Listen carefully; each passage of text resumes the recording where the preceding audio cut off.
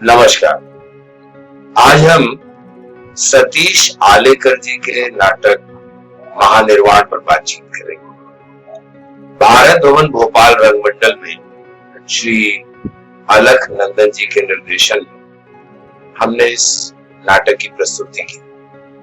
मूलतः यह मराठी का नाटक है, इसे हिंदी में हमने किया और हमारा सौभाग्य है कि इसका जो मुख्य किरदार है भाऊ राव, वो श्री बीवी कारन साहब ने किया था, जो राष्ट्रीय नाट्य विद्यालय के निर्देशक और फिर भारत भवन के निर्देशक, बहुत ही विख्यात व्यक्ति रहे।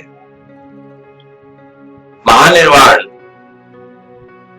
समाज पर एक व्यंग है।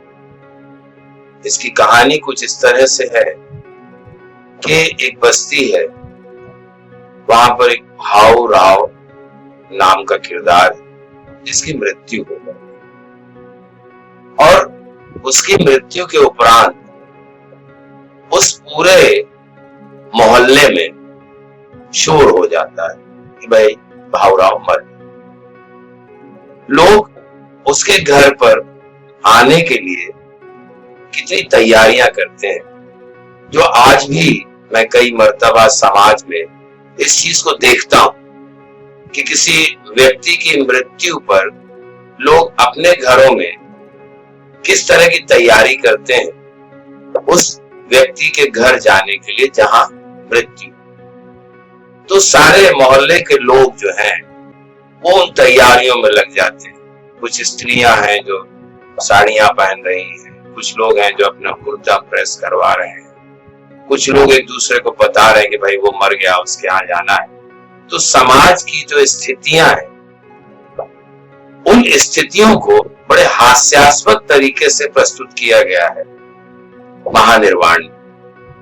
अब जिस घर में मातम छाया हो, वहां पर किस तरह से स्त्रियां सज धज कर आती हैं और सबसे मनोरंजक स्थिति तब आती है कि जब औरतें इस बात की चर्चा करती हैं आपस में कि वहां वो पड़ोसी भी आएगा जो मुझे देखता है, ताकता है, मुझे लाइनें मारता है। इस तरह की स्थितियों का निर्माण होगा। फिर वो उस घर में सब किरदार कैसे इकट्ठे होते और जहां पर मातम छाया हुआ है उस पूरे वातावरण में किस तरह के नैन मटक्का चल रहा है, किस तरह लोग एक दूसरे से बातें कर रहे हैं, जो मैं कई बार यहाँ मुंबई शहर में भी देखता हूँ कि किसी की मृत्यु होती है, लोग वहां एकत्र होते हैं।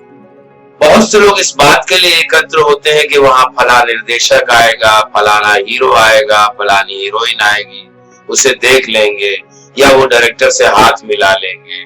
ये स्थितियां समाज में आज भी, पिछले दिनों किसी अभिनेता की मृत्यु हुई, मैं वहां गया था, तो वहां मैं देख रहा था किस तरह से एक अभिनेता अगर इंटरव्यू दे रहा है तो उसके पीछे बैकग्राउंड में कैसे लोग खड़े हो जाते हैं ताकि हमारा चेहरा भी मीडिया में आ जाए। तो कितना व्यंग है उस नाटक के अंदर कि आप देखिए एक व्यक्ति मरा है और उसकी पत्नी रो रही है बुरी तरह से और लोग जो है इस पूरे वातावरण में। अब दूसरी स्थिति का निर्माण होता है कि भाई उसके घर में उनका जो बेटा है वो कहीं बाहर गया हुआ है और उसके आने में वक्त लगेगा, तब तक जो है सारी तैयारियां करनी है। तो किस तरह से लोग जो है लकड़ियां इकट्ठी करते हैं, अपना मटका लेकर आते हैं, कफन लेकर आते हैं, किस तरह से उन सब चीजों की प्रिपेयर होता है। उन सब चीजों पर भी व्यंग है कि आप देखिए, मुझे याद आता है कि कफन मुंशी प्रेमचंद जी की कहानी है। उस कहानी में जो घीसू और माधव, वो दोनों पत्नी के कफन और दफन के सामान के लिए जब बाजार जाने की जिद करते हैं, तो ये होता है कि पिता कहता मैं चला जाता हूँ, तू पत्नी के पास। वो कहता नहीं, तुम नहीं, मैं चला जाऊंगा। फाइनली ये होता है कि दोनों चले जाते और वो दोनों चले जाते हैं और वहां जो है वो शराब की दुकान देख लेती है। और शराब की दुकान देखने के बाद किस तरह से उस कहानी का आगे हिस्सा चलता है वो आप लोगों को पता ही होगा।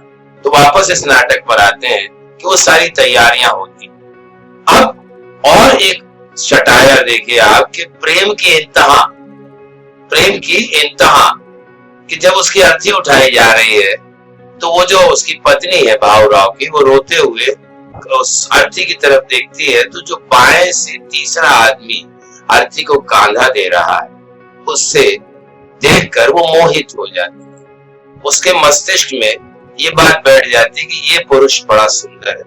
तो आप देखिए कि जब किसी की यहाँ मृत्यु होती तो उस मृत्यु के दौरान भी जिसका पति मरा है उसके भीतर भी एक ऐसी भावना जन्म ले सकती है। लेखक की कितनी बड़ी सोच, सतीश आलेकर जी ने ये नाटक लिखा, कितना गहन अध्ययन है और समाज पर कितना बड़ा व्यंग है कि आप देखिए कि जिसके पति की अर्थी उठाने वाले व्यक्ति के प्रति उसमें मोह पैदा हो। अब उस अर्थी को लेकर लोग चलते हैं और जहां पहुंचते हैं वहां पर यह पता चलता है कि इसकी अंतिम इच्छा थी कि इसे चंदन की लकड़ी और अपनी देसी लकड़ी में जलाए। जहां पहुंचते हैं दाह संस्कार के लिए, वहां बिजली की भट्टी। तो आधुनिकता की बात करें कि आधुनिक समय कितना अच्छी तरह से उन्होंने उसे उधेड़ा है कि हर एक मनुष्य की इच्छा होती कि मुंह में गंगा जल डाला जाए, उसे चंदन घी में जलाया जाए। अब ये स्थिति है आधुनिक समाज की कि उसे अग्नि की, बिजली की भट्टी की अग्नि कह सकते हो, पत्थर गर्म होते हैं उसमें जल जाता है और धुआं उड़ जाता है, थोड़ी देर बाद वो राख नीचे आ जाती है। तो वो जो राख फूल बिनना, उसमें कुछ बची हुई हड्डियां मिलना, कलश में रखना और फिर उसे जो है गंगा विसर्जन के लिए ले जाना, उस परंपरा पर कितना बड़ा आघात। तो सतीश आलेकर जी ने इस एक पूरी कहते दर्दनाक घटना के माध्यम से समाज के उन हिस्सों को छुआ है जहां पर के मरने वाले की भावना क्या है। तब वहां ये पता चलता है कि भाऊराव जो है वो बिजली की भट्टी में नहीं जलना चाहते। तो उन्हें उस जगह ले जाया जाता है जहां पर के शमशान भूमि वो बंद हो चुकी है ना। तो वो भी पता चलता है कि आज की तारीख में बहुत सारे ऐसे स्थान हैं जो बिजली की भट्टी कन्वर्ट करने के बाद वो जो शमशान भूमियां थी वहां बिल्डिंगें बन, वहां के फाटक बंद हो चुका है, कंस्ट्रक्शन किसी बिल्डर का बोर्ड लगा हुआ है। तो समाज की जो परिस्थितियां, उसकी जो वर्तमान स्थितियां, उनको किस तरह से उन्होंने उधेड़ा है।